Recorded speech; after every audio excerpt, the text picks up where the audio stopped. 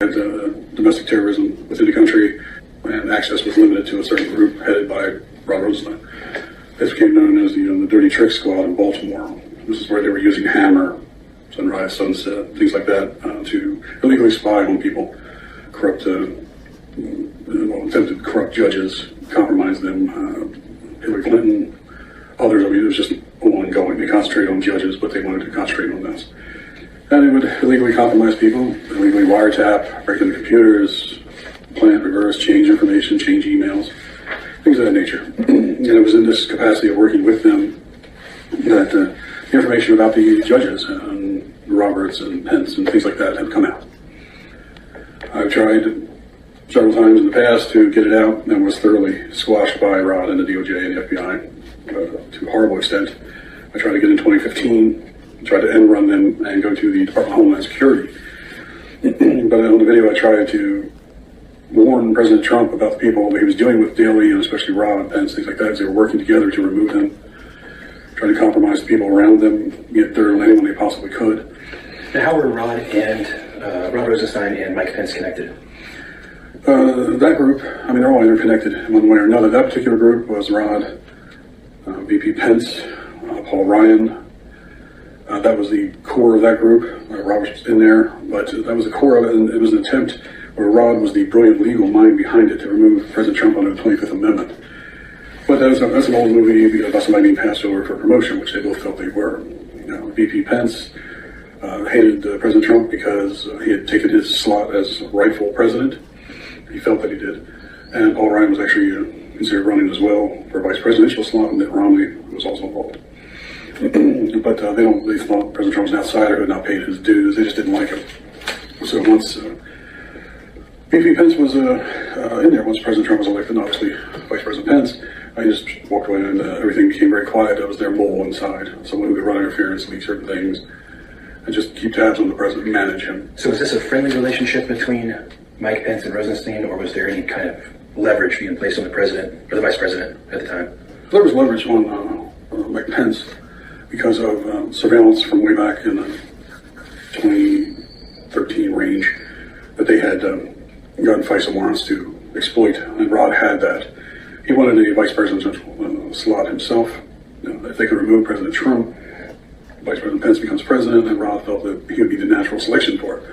Paul Ryan felt differently, as did Mitt Romney, but that was the overall goal. Each one of them vying for the vice presidential slot.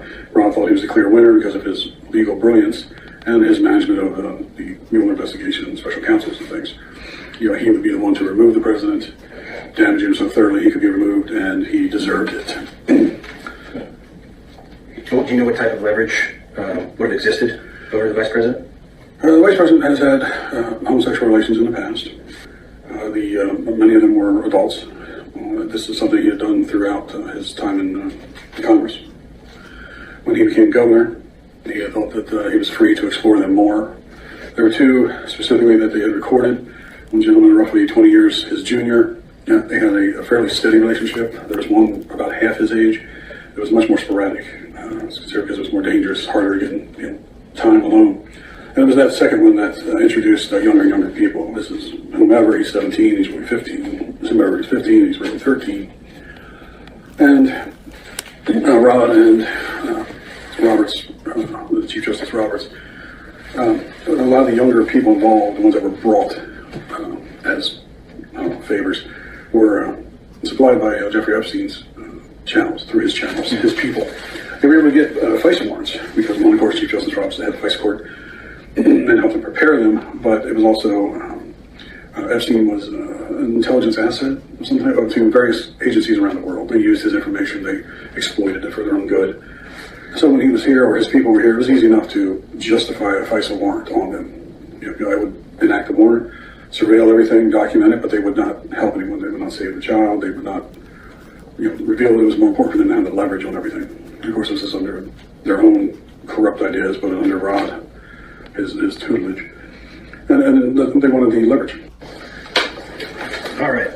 So I'm going to ask you if we could get into some more of the details with the Dirty Trick Squad and how Rosenstein was a part of that group, and if Roberts had any type of interaction with the group as well. Dirty Trick Squad, it was just a nickname, certainly wasn't anything official. There's a group of people that were either dirty or they controlled. I was one that was controlled.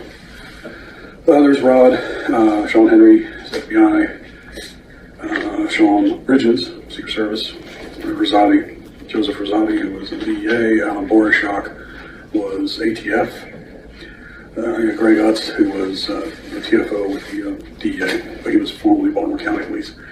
This was the basis of the Dirty Trick Squad. The computer experts, you had the muscle, you had the technical experts, and that's what they were doing.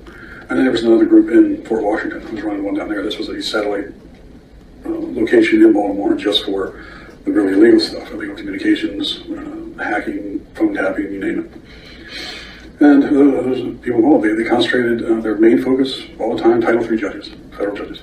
But they would go after anyone, political rivals, sitting politicians, anybody they needed to go after, anybody they were pointed at. They went after family members of judges and compromised people as much as they possibly could. They had no problem hacking computers and planting information to compromise people. This is something they had done numerous times. Rod had done this for years and years, so had Sean Bridges, where they would finagle a case that they had before the court where, for instance, they would arrest a gentleman and he had money, he had property and something, he had the resources to fight them. They didn't like that. So Sean would go in, plant child porn on their computer, and what do you know? Oh, an examination, now you got this on there. I don't know anything about it. Well, it's on there, we're going to charge you. And then he didn't want that. It ruined his life, didn't want to go to prison as a pedophile, you know what happens. And things like that. And they would use this as leverage in hundreds and hundreds and hundreds of cases. And then he would plead, as the person they charged would plead to a lesser charge that would not show up on the record, but he would have to forfeit property, money, things like that. And they would skim their percentage off. Sean Bridges was particularly good at it. It was his specialty. And he had done this at the county and state level. That's why he got in trouble a couple times, which is why he came under the slate of Rod Rosenstein, who got him up to federal. Sean did not like Obama, didn't like Hillary. He had access to the White House, the Air Force One, CIA, NSA. He had those kind of clearances. He's the #1 expert on the forensic study of the computers for the Secret Service and for most of the government. Now, was he a government employee? Was he a contractor? He was Secret Service. He was a Secret Service agent. Okay. A full Secret Service agent. So he had access to all these things, but I think because of his clearances, because of his expertise, he could go anywhere. He was often in the White House, texting the location of the president and Obama, what they were doing. He hacked Obama's BlackBerry just for fun, things like that. He shared messages with people, hacked the girls' phones. I mean, it was nothing for him. He had lists of people that he would just call up and watch them do their daily stuff. He's just truly gifted with the computers. I'm good at the computers. I can do any of you need, but he's just one of those people born to do it.